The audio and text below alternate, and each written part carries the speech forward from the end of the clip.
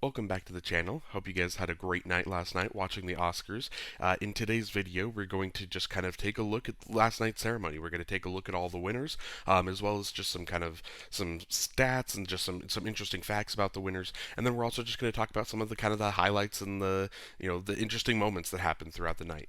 So without further ado, let's just take a look at the winners. The first Oscar was Best Supporting Actress that went to Da'Vine Joy Randolph. This is her first Oscar win, and the obviously she gave a very beautiful speech, and the ending there with Paul Giamatti crying, that shot to him crying was very emotional. The next Oscar was Best Animated Short Film that went to War Is Over, inspired by the music of John and Yoko. This was one of those categories where a lot of people were predicting this just because it was kind of the consensus least favorite of the group, but people just felt like the messaging and the Beatles impact in that the title was just going to be enough to get it the win, and people were right that it did end up winning. The next Oscar was for Best Animated Feature that went to The Boy and the Heron, which means we now have two-time Oscar winner Hayao Miyazaki. And an interesting tweet that I saw last night from, forgive me if I'm mispronouncing this, Daniel Howitt on Twitter last night, where he mentioned that The Boy and the Heron is the first PG-13 movie to win Best Animated Film at the Oscars.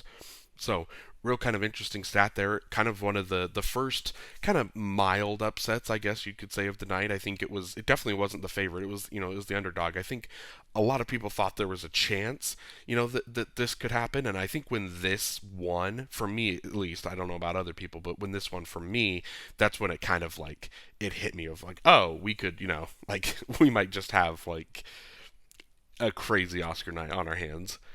And the next Oscar was Best Original Screenplay, and that went to Anatomy of a Fall. So you get to have Justine Triet walking up to the PIMP instrumental that is used in the song. And another interesting back-to-back categories here. Another interesting tweet I saw. This one from Will Mavity, where he points out that this is the seventh non-English language film to win a screenplay Oscar. So another just kind of interesting, groundbreaking award here given out. The next category was Best Adapted Screenplay, which went to American Fiction. And, this is another, just continues the theme. There was a lot of great speeches tonight. And Cord Jefferson, he gives a great speech here talking about, making, instead of one $200 million, movie, making, a bunch of movies, instead of just making the big massive ones, make, 10, $20 million movies, make like, a bunch of kind of the lower budget, like, movies that get people, to go out and see your film. Then that way, you as the studio, you're not, just losing all this money. It was a nice way of just kind of like telling studios not every movie has to be those big expensive, big blockbusters. People, there's still an interest to go see the personal dramas and go see those smaller movies. And so I love that speech. The next Oscar was for Best Makeup and Hairstyling, which went to Poor Things. Now this is, I think, The Boy and the Heron was like, it was a surprise, but in the sense that like I was leaning Spider Verse, but I thought The Boy and the Heron was obviously still very much in the race. This was the first one that was just like the first like big surprise that like I admitted that Poor Things was still kind of in this race, but I was like so confident in Maestro winning for makeup and hairstyling. And so as soon as Poor Things won this category, I instantly started thinking like, how many awards is Poor Things about to win? And let me tell you, it got really interesting for the next like 5 minutes, because the next Oscar was for Best Production Design, which went to Poor Things. So that was one that I think a lot of people were predicting. There was kind of the two categories that were kind of the split between Barbie and Poor Things, and so but ended up going production design to Poor Things. And then the very next category was for Best Costume Design, and instantly, because they announced all three of these within like 5 minutes of each other, like in a row, I knew exactly what was happening, and Poor Things won again. So three straight Oscars all in a row here for Poor Things. Two of them, I don't want to say stole the Oscar, because it's obviously no one has, like, it's opinion based, like no one has the Oscar until it's actually given out. But Maestro was the front runner in one category, took that from them, and then Barbie was, I guess I think this one was more of a toss up, but I think a lot of people were predicting Barbie, so it felt like maybe they were more of the front runner. But I ended up taking that Oscar from them, and instantly Poor Things was up to 3 Oscars, and instantly at this point I knew that fourth category that was coming later. This was the moment where I kind of wanted to switch my prediction, but it because you could just kind of feel that momentum coming for Poor Things at this moment. And then the next Oscar was for Best International Film, which went to The Zone of Interest. Another, phenomenal speech, from Jonathan Glazer here for, accepting for The Zone of Interest. And, this is one of those where it just was, again, one of the biggest locks of the night, being the Best Picture nominee, obviously was going to win here. And then the next Oscar was for Best Supporting Actor that went to Robert Downey Jr. Now, this is his first time winning at the Academy Awards. It's his third nomination. So, kind of a big moment for Robert Downey Jr. The next category was Best Visual Effects, and this one went to Godzilla Minus One. Now, this was you know, another category that was kind of a toss up where a lot of people were just kind of the consensus was just kind of going towards Godzilla Minus One because it was just kind of the favorite film. And I think, you look back at, Godzilla Minus One, because it wasn't really nominated at a lot of places, wasn't nominated at many precursors, didn't win a whole lot of kind of like critic group. Awards either. It wasn't really winning a whole ton, but I think the lesson, what we're learning here in this category is this very much is just kind of if you have a feeling, if you have an intuition based on what people's favorite film of the category might be, that's probably just the way you should go. I guess maybe unless there's like maybe if there's a best picture nominee, maybe that kind of changes it a little bit. If there's a film that, people feel like maybe they're supposed to vote for, but it's just kind of crazy in this category that with there being no real front runner, there being no like best picture favorite or anything like that, it really did just kind of end up going to the one that people wanted to see up on stage the most, the movie that they wanted to see represented. So kind of an interesting lesson to maybe remember. It's a lesson we're going to have to remember for at least 2 years from now, because next year is obviously just Dune 2. So we've already got visual effects locked up next year, but for 2 years from now, kind of a lesson to learn. And then the next Oscar is for Best Editing, which went to Oppenheimer. Now this was kind of one of those, another one of those pretty locked categories. Oppenheimer, it does an excellent job of blending multiple timelines, kind of blending, future and past. Obviously Christopher Nolan loves to play with time in his films, and this was no different. And so obviously just a lot of flashbacks, a lot of, different point of view perspectives that Jennifer Lame had to edit together, and she did a beautiful job of doing that. So great win for Oppenheimer. And then the next Oscar was for Best Documentary Short, which went to The Last Repair Shop. This is one where I think a lot of people were kind of following the war is over kind of logic of just kind of voting for the one that they didn't really like as much, which kind of was like the ABCs of book banning. Ultimately, they went with The Last Repair Shop, which I think was up and away. I said this in kind of my prediction video that Up and Away was just kind of my favorite, of the films in this category. So, or I guess not. I mean, wasn't even my favorite. It was just the best in the category. So glad it was able to get the win. And then the next Oscar was for Best Documentary Short, which went to 20 Days in Mariupol. And this, had another just great speech from the director, Mislav Chernov. Sorry, if I don't know if I'm mispronouncing, but just continuing on the theme of just great speeches. If you haven't had the chance to see a lot of these speeches, I do recommend kind of looking them up, because this tonight more so than others. Obviously there was a couple just your traditional speeches that aren't really memorable, but there was a lot this year that were very kind of like impactful and emotional, and this was possibly was maybe the best speech. And then the next Oscar was for Best Cinematography, which went to Oppenheimer. And this is another one of those categories that was pretty locked up, and no real surprise, Hoyt van Hoytema wins his Academy Award. And then the next Oscar was for Best Live Action Short that went to The Wonderful Story of Henry Sugar. Now, kind of interesting here that Wes Anderson wasn't there to accept the Oscar. I think I did, so again, I was yeah, I was out at my Oscar party that I go to every year, so I was there, so I didn't, and then and then got home late, didn't really have opportunity to really like look at it. But I think I saw something. I think I saw like a quote or like a video that I think Wes Anderson did release, kind of like an acceptance speech. So I'll have to go look that up because yeah, I think I did see a quote about him talking about it. So have to look that up.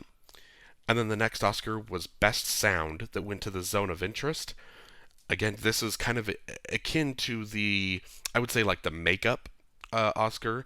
It was like that big of a surprise. It was kind of felt like Oppenheimer had kind of locked up sound, but you were still kind of slightly worried about the Zone of Interest, but you weren't like, didn't think it was actually really going to win. But here it did kind of made that big upset win. And I get one of, I just inspired Oscar. Honestly, I truly, the Zone of Interest was just such a just an exciting kind of sound choice to make. It was my personal pick in that category, would have gone to the Zone of Interest, so I was happy to see that win. The next Oscar was for Best Score, which went to Oppenheimer. So then we instantly just kind of hop right back into the Oppenheimer, kind of sweeping up this was the section where they started sweeping up all of the technical categories that they were nominated for, and Ludwig Göransson's score was so great in Oppenheimer. So this was another one of those just kind of no-brainer categories. And then we had Best Original Song, which went to What Was I Made For, with Billie Eilish and Phineas.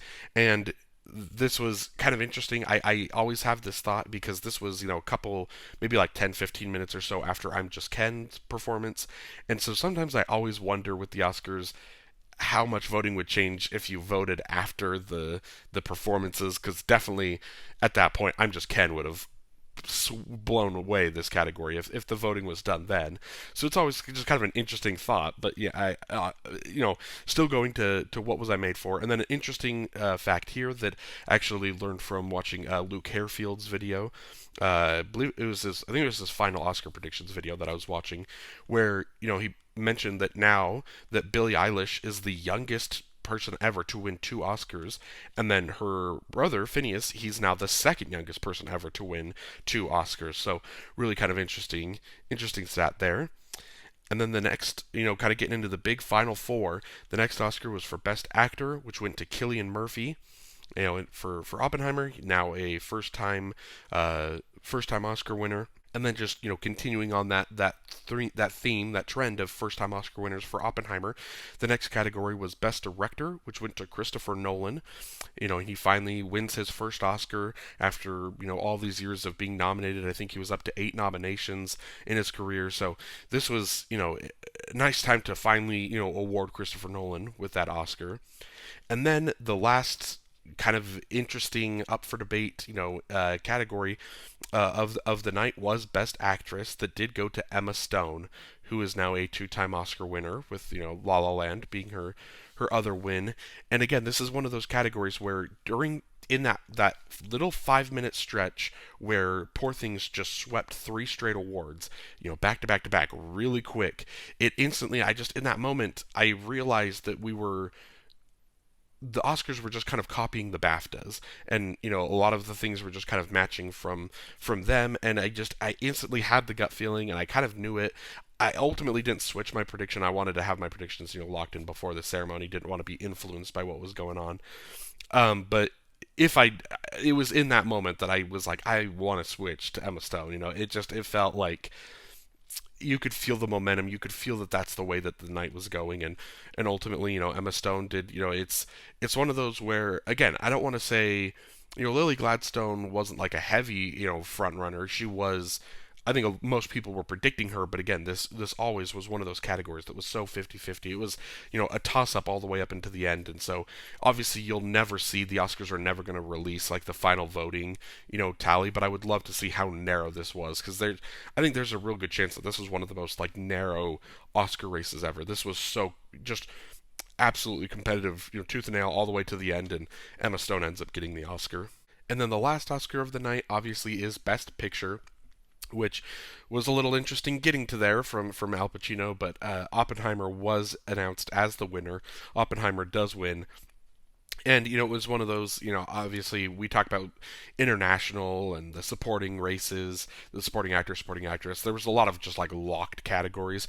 Best Picture again was just like the most locked, I think, as well. Like Oppenheimer had won everything, was obviously going to win. And this was, maybe about 15 minutes after you got first time Oscar winner Christopher Nolan. You now have two-time Oscar winner Christopher Nolan with producing Oppenheimer. So those were all 23 of the Oscars. Now let's, just to kind of take a quick look here at kind of at the final tallies, films with multiple. With multiple wins, Oppenheimer won 7 Oscars. Poor Things, again, kind of the big surprise, where it had that real hot stretch in the tech categories where it won 3 and then got Emma Stone later. So 4 Oscars for Poor Things. And then The Zone of Interest won Sound and International Film. So The Zone of Interest got 2 Oscars. And then everything else that won an Oscar, it was their one and only Oscar win. And so kind of when you think of the biggest the biggest winner of the night. Obviously, it's easy to just say Oppenheimer, right? Because it won the most awards and it won the biggest prizes it won picture, director, actor. It like won a lot of just the big awards. So it's easy to say Oppenheimer. And then obviously Poor Things, I think, is another film that you can consider like a big winner of the night, because Poor Things is one of those films where I think a lot of people were kind of turning on it. There was a lot of discussion when everyone was making their picks of like people were leaning Barbie in costumes. People were leaning, obviously, Maestro in makeup. Some people were leaning Barbie in production design. A lot of people were leaning Lily Gladstone in actress. And so it became this realization that a lot of people were like thinking there's a world where Poor Things might not win a single Oscar. And so that really became like a discussion. For it to then just come back and win 4, to be just so dominant, I think, proves that, it was, in my opinion, the biggest winner of the night. Just being able to kind of bounce on that narrative of, flip that narrative of potentially not winning anything to winning 4 is just really impressive. And then, we talk about the biggest winner. I don't want to say the biggest loser, but I will say the biggest like film that was let down, I think, by the Academy was definitely Killers of the Flower Moon. Just this now makes 2 straight Martin Scorsese pictures that are nominated, double-digit nominations to not win anything.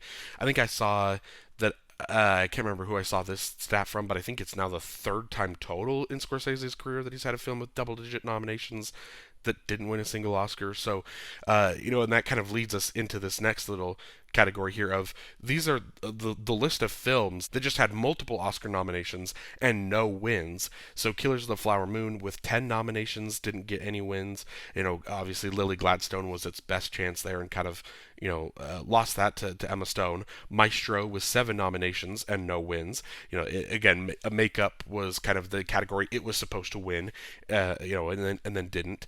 And then you've got the next group here where you got Napoleon with 3 nominations, but it wasn't really supposed to win any, so it's not like that big of a surprise. Past Lives only had the 2 nominations. It wasn't really supposed to win either of its. Nyad had the 2 acting nominations. Knew it didn't really have a shot. Society of the Snow, it was probably a good contender in international, but again, just the Zone of Interest being a Best Picture nominee, it didn't really have a chance. The Creator with 2 nominations. This is one where it did have a chance, I think, in visual effects. So maybe a little bit, disappointing for The Creator to go home with no wins. And then Mission Impossible: Dead Reckoning is the other film with 2 nominations and no wins. And again, this is another film that didn't really have a chance in either its visual effects or sound category. And so then just taking a quick look kind of back at my predictions, I ended up going 16 for 23 on my predictions. The 7 categories that I missed were actress, sound, visual effects, costumes, makeup and hairstyling, and then both the animated film and animated short. So I think in those categories, I do think there's a lot of them where a lot of them were kind of the toss-up categories. A lot of them were, they were the categories that like could have gone either way, and so it's interesting that it seems like that in all the toss-up categories I was wrong every single time is interesting. In the but then there was a couple like visual effects and animated short where it seemed like they were toss-up categories, but everyone was kind of going with a consensus in the in the toss-up categories. So I wanted to go a different way in those 2 categories, and went with the Creator for visual effects, and then for animated short went with Letter to a Pig. So kind of was trying to go different ways with those two categories. Ended up getting those wrong as well. But ultimately, I think a lot of people were thinking that this was going to be such an easy, predictable Oscars, and I do think there's a chance that a lot of people did really good just because if you just got more lucky than I did in the toss-up categories. But I think it was interesting, going 16 for 23. It is interesting to look back at it and realize, like, oh, we actually did have a lot more unpredictable of an Oscars than I think a lot of people were predicting. And then the final thing that I wanted to just kind of take a quick little rundown through real quick was just kind of some of the interesting random moments that happened during the ceremony. Obviously, I'm just Ken, excellent performance. That's the lead thing, the most important thing I think that to talk about it in this category of just like the different things that happen. It was just a phenomenal performance. And then I think the next thing that I think is going to get the most buzz was John Cena, him introducing the best costume design category. Obviously, there is a different picture that a lot of people are posting. I don't know, being newer to YouTube, I don't know if I can post that picture. So we'll go with this one. And then there was kind of an interesting trend. There was two different oftentimes at the Oscars and at different award ceremonies, one of my least favorite things oftentimes is the presenters. When the presenters come out and they give, like a 5, 6, 7 minute spiel or thing, and like it's almost never, it's almost never funny, but for me personally, I just don't always love. Sometimes I wish the presenters would come out, say a quick thing or two about the category, and then just get on with the nominations. But this year there was three in particular that I can think of, three presenters that actually were really funny. I had a great time just kind of like enjoying their little skits, leading up to them announcing their category. So the first one was Arnold Schwarzenegger and Danny DeVito, and then kind of cutting to Michael Keaton, in the crowd. I think that was a fun moment. And then you had the Kate McKinnon and America Ferrera, and then cutting to Steven Spielberg in the audience. So again, kind of back to back, where it's the presenters getting an audience member kind of involved in the joke a little bit. And then the last one was obviously just John Mulaney. He was hilarious in his Field of Dreams bit, and his just his whole like little spiel that he gave. It was just totally John Mulaney's brand of humor. And it's John Mulaney. He hosted. I wish I was it Gotham. He hosted a different, maybe the Spirit Awards. He did a different awards show earlier this year, and he did a phenomenal job with his monologue. And so I think it's inevitable. Sooner than later, John Mulaney will host the Oscars. We'll just have to see how soon that is. And then the last couple. Oh, and I guess actually there was another, presenter that I thought was really fun as well, and it was Nick Cage. When he was doing his Best Actor presentation for Paul Giamatti. He had a real kind of funny, Nick Cage energy that he was bringing to the ceremony. And it is interesting that just, I mean, in general, just the way that they presented all of the acting categories, bringing out five previous winners, all introducing the nominees, I think was really fun. I think personally, as fun as that was, maybe you can still do that, but like have them reduce their speeches, their introduction speeches a little bit, and bring back clips, because that's, for me, for people that haven't seen the films, I think that's the best way to really get them to get an idea of these performances, by giving the clips. So I do think I would have liked to have seen the clips. Instead of maybe cut back a little bit on the introduction speeches. And then the last thing that I wanted to talk about was the stunts tribute, paying respects to just the different stunts teams, throughout the year, the different films. And I do think that it is, obviously they announced a while ago, but brought it up in the ceremony last night, bringing that eventually we're going to get Best Casting Oscar. I do think it's a matter of time before we get Best Stunts. I do think, if you guys listen to or follow the Oscar expert, he did kind of point out that before they can really get to getting a stunt, or a stunts Oscar, they do need to kind of form a branch in the Academy of Stunt people. And so I do understand that it's, maybe for us, we just want to instantly just bring it now. But I do understand, that maybe it's, behind the scenes, that's something that takes a little bit more time, kind of crafting that all together. But with casting and then stunts, there's obviously just you don't want to get too carried away with giving like so many Oscars. You don't want to like devalue what winning an Oscar means, but it would be cool for like voice acting as a category that like a lot of people always want like an Oscar for. Just like the BAFTAs has like the Rising Stars, you could do like Best Child Performance, something like that. Like there's a lot of interesting potential Oscars that you could nominate. I don't know. Again, you don't want to like really necessarily devalue like the Oscar by bringing in all of these different categories, but for sure, I'm glad they're doing casting, and then I'm glad that hopefully within the next couple years we will get stunts as well. And that's it. That was the 2024 Oscars, the 96th Academy Awards. Just a quick little recap video. Let me know down below in the comments what films that won, what Oscar wins were your favorite of the ceremony. Let me know who obviously Lily Gladstone, but let me know who you think were the biggest snubs, who really should have won their categories. And then also while you're down there, just let me know what some of your highlights of the night were, what some of your favorite moments were. So again, thank you so much for watching this video, and thank you so much for watching all award season.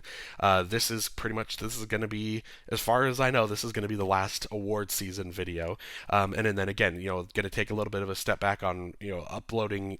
Obviously not uploading every single day. Going to cut back on the number of uploads per week, and we're gonna continue still uploading. We're gonna do some different things. So excited to see kind of the direction that we're going in the next little bit here. So again, thank you so much for watching, and have a great day.